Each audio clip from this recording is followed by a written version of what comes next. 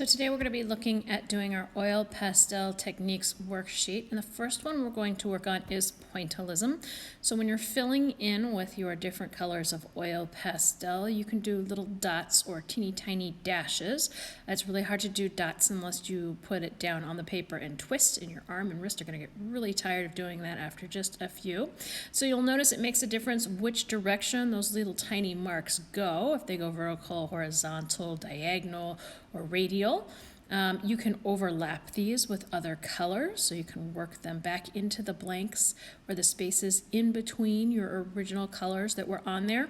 If you do this with primary colors next to each other, you can actually get a secondary color that shows up as you step back and away from the paper, because your eye will naturally combine those two different dot colors together. In this particular example, I'm just going through and doing the rainbow type pattern, working up into the space and then getting them further apart. And then as I come down out of the space that had already been filled in with dots, I create a bunch more of the dots just on their own color.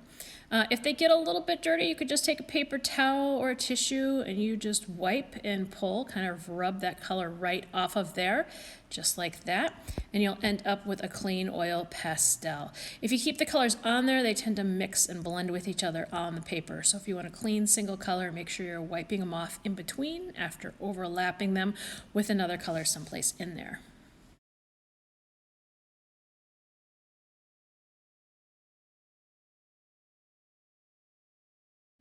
Now the next section that we're going to do is this graffito.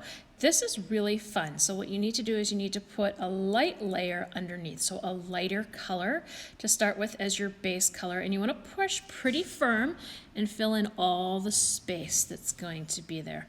This works with a light color underneath a dark color because the dark color will cover up that light color, and then let us reveal what is underneath when we go through and we scratch in our pattern. So a nice solid flat layer on there, and then take your darker hue and you can go on top in a different direction. That helps it to really stick to the paper.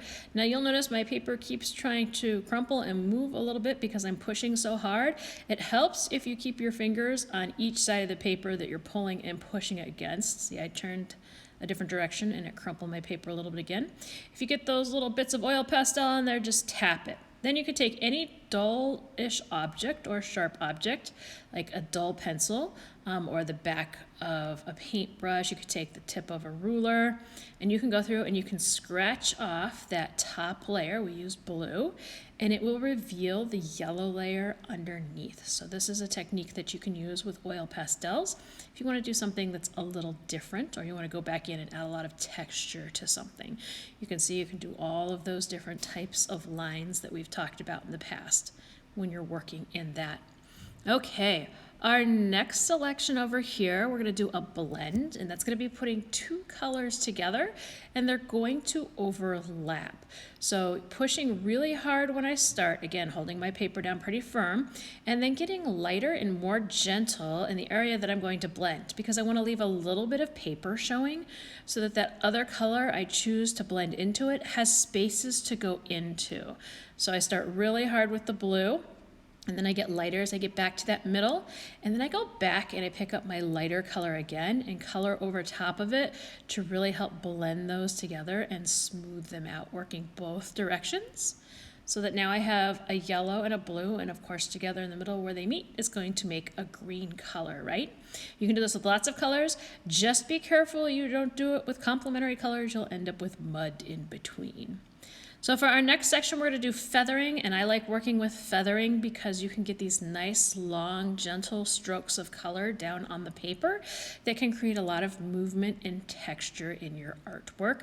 You can use this as a way to add value. So if you want to use a darker color off of your base color, I always start with my base color in oil pastels.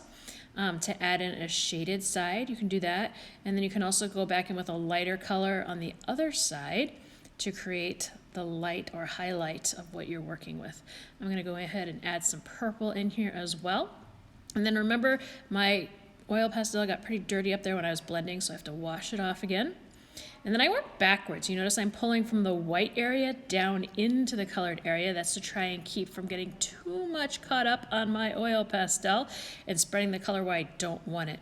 The next thing we're going to look at is curled. So this is really easy. You actually want to find one that's already kind of broken. If you don't have any that are broken and you want to do this one, you can snap a little piece off, but you put it on the side, on the flat big part of the oil pastel, and then you just make little C shapes or little bumps. You can just break a little piece off, like I said, if you want to change color.